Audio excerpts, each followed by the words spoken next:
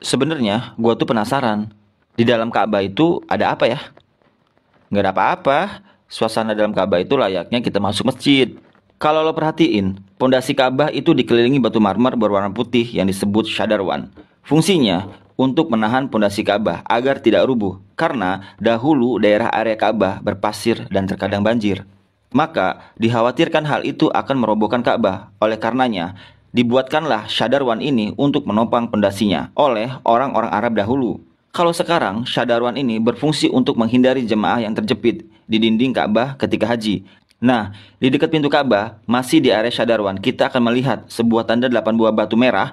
Ini disebut juga dengan area Mijan, merupakan lokasi di mana Nabi Ibrahim alaihissalam dan Nabi Ismail alaihissalam mengadon tanah liat untuk membangun Ka'bah. Begitu pula, ini merupakan lokasi favorit Rasulullah SAW, serta tempat di mana Jibril mengajarkan sholat kepada Nabi Muhammad SAW. Oh gitu. Oh iya, kalau kain yang menyelimuti Ka'bah itu apa ya? Kain yang menyelimuti Ka'bah itu namanya kiswah. Dan orang yang pertama kali menyelimuti Ka'bah pertama kali dengan kiswah merupakan seorang raja dari Yarhimi yang bernama Tuba Abu Kab. Dahulu, orang-orang Arab menggantung syair-syair terbaik mereka di dinding Ka'bah sebagai bentuk kebanggaan peradaban mereka dalam bidang sastra.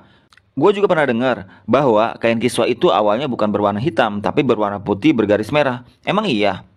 Bener banget. Kain kiswah itu tidak selalu hitam. Jadi, kain kiswah pada awalnya berwarna putih bergaris merah dari Yaman, lalu menjadi putih, merah, kuning, hijau, dan yang terakhir hitam hingga sekarang. Tulisan kaligrafi ditulis dengan benang emas, bertuliskan ayat-ayat Al-Quran. Kiswah juga memiliki dalaman berwarna putih yang disebut bithana kiswah untuk meresap panas dari dinding Ka'bah. Biasanya, kain kiswah diganti pada 9 Zulhijjah dan bekasnya dipotong-potong untuk dihadiahkan kepada orang-orang tertentu. Wah, beruntung banget ya dapat hadiah potongan kiswah.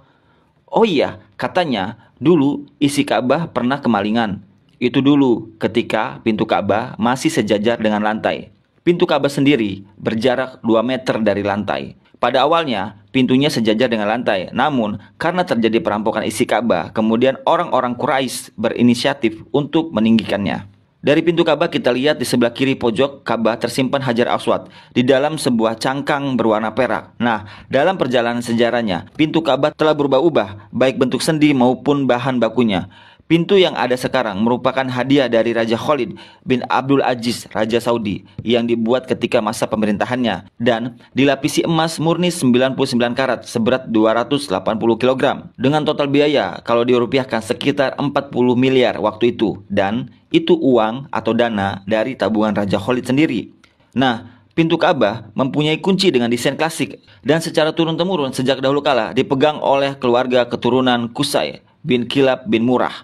Dan pintu Ka'bah hanya dibuka 2 kali dalam setahun. Pertama, ketika awal bulan Sya'ban, dan kedua, pada awal bulan Zulhijjah untuk dibersihkan. Dan untuk masuk ke dalam Ka'bah diperlukan tangga portable. Dalam Ka'bah sendiri tidak memiliki lampu, sehingga ketika memasuki Ka'bah akan diterangi dengan penerangan dari luar. Dan ketika kita masuk ke dalam Ka'bah, maka kita akan melihat jika lantai dan dinding Ka'bah dihiasi batu marmer yang dominan putih, marmer hijau menghiasi lantai dengan bentuk persegi yang dihiasi marmer coklat di sampingnya.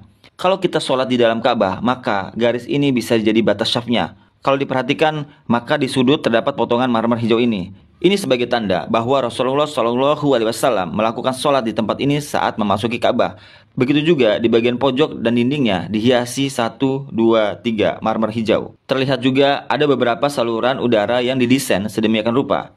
Jika kita mengadah ke langit Ka'bah, maka kita akan melihat langit-langit Ka'bah dihiasi dengan kiswah berwarna hijau. Jika diperhatikan, maka terdapat tulisan Ya Mannan, yang artinya Maha Pemberi. Kemudian di bawahnya, sebelah kanan, bertuliskan Ya Dal Jalali, yang artinya yang memiliki keagungan. Lalu di sampingnya bertuliskan Wal Ikromi, yang artinya yang memiliki kemuliaan. Di bawahnya bertuliskan penggalan surat Al-Baqarah ayat 144 yang berbunyi, قد نرى تقلب وجهك في السماء فلنولينك قبلة ترضاها فول وجهك شطر المسجد الحرام. Kemudian di tengahnya bertuliskan kalimat tauhid, La ilaha illallah Muhammadar Rasulullah. Dilanjutkan di bawahnya bertuliskan surat Al-Imran ayat 96. Inna awwala baitin wudi'a linnasi lalladhi bibakkata mubarakan wa hudan lil'alamin. Kalimat ini tertulis berulang-ulang hingga memenuhi dinding atas dan langit-langit Ka'bah. Di bagian atas terlihat juga langit-langit Ka'bah ada 3 penyangga yang kemudian ditopang oleh 3 tiang dari kayu dengan diameter 44 cm dengan jarak antar tiang sekitar 2 meter. Tiang ini dihiasi dengan 6 hiasan cincin terbuat dari emas. Bagian bawah pondasi tiang berbentuk kotak yang besarnya dapat diduduki oleh orang dewasa. Dan orang yang pertama kali memasang tiang di dalam Ka'bah adalah Abdullah bin Zubair saat pertama kali memugar Ka'bah selepas wafatnya Rasulullah SAW. Di bagian atas tergantung harta karun berupa kendi-kendi atau lentera kuno yang terbuat dari emas dan perak, merupakan hadiah pemimpin negeri-negeri Muslim pada masa lalu. Kenapa kendi-kendi atau lentera-lentera itu masih digantung sampai sekarang? Karena itu merupakan tradisi yang sudah ada sejak masa silam. Oke, kita lanjut lagi ya. Di bawahnya tepatnya di antara tiang terlihat sebuah meja heksagonal berwarna putih dengan atasannya dihiasi marmer hijau. Memiliki kabinet penyimpanan dengan 2 pintu dan 4 engsel, memiliki 2 pegangan. Ini berfungsi untuk menyimpan baukhur dan minyak wangi seperti kasturi, ember, gaharu, dan sebagainya, yang nantinya digunakan untuk mencuci dan membersihkan Ka'bah. Dan ini merupakan wadah untuk menaruh wewangian. 2 sisi dinding Ka'bah terdapat 1, 2, 3, 4, 5, 6, 7, 8, 9, 10 plakat yang tertempel di dinding Ka'bah dengan warna yang berbeda yang terbuat dari batu alam. Salah satu yang mencolok adalah plakat yang tepat berada di depan area Rasulullah SAW sholat. Plakat ini berisi kaligrafi dengan style Gothic murabah yang tertulis La ilaha illallah Muhammadar Rasulullah. Selain itu juga terdapat plakat lain berisi maklumat mengenai renovasi Ka'bah oleh Raja Khalid bin Abdul Aziz. Sepertinya plakat lain juga berupa maklumat renovasi Ka'bah oleh pemimpin muslim sebelumnya. Di sampingnya terdapat sebuah pintu yang disebut pintu At-Taubah yang sepenuhnya dihiasi dengan emas murni. Di belakang pintu ini ada sebuah tangga yang mengakses ke atas Ka'bah. Dari atas dapat dilihat jika ada pengait untuk mengikat kain kiswah. Dan bahkan kita juga bisa sholat di atas Ka'bah. Jika Ka'bah tidak diselimuti kiswah, maka penampakannya seperti ini. Nah, kiswah Ka'bah akan diganti setahun sekali dan harganya mencapai 50 miliar dengan berat 650 kg. Kiswah juga berfungsi untuk menghindari dinding Ka'bah dari keretakan akibat panas matahari. Nah, itulah gambaran dari Ka'bah dan apa-apa saja yang ada di dalam Ka'bah. Wah, makasih banget ya, informasinya daging semua. Jadi, gua nggak penasaran lagi deh sekarang.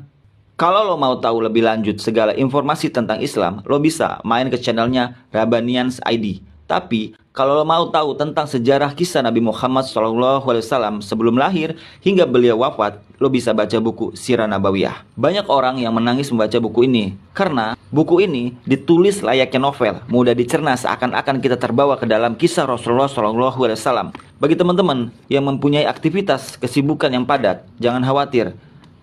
Di buku cetakan terbaru terdapat barcode audio. Jadi, teman-teman bisa mendengarkan kisah Nabi Muhammad SAW sambil beraktivitas. Buruan deh, dapetin bukunya. Mumpung masih ada promo. Klik keranjang kuningnya. Segera.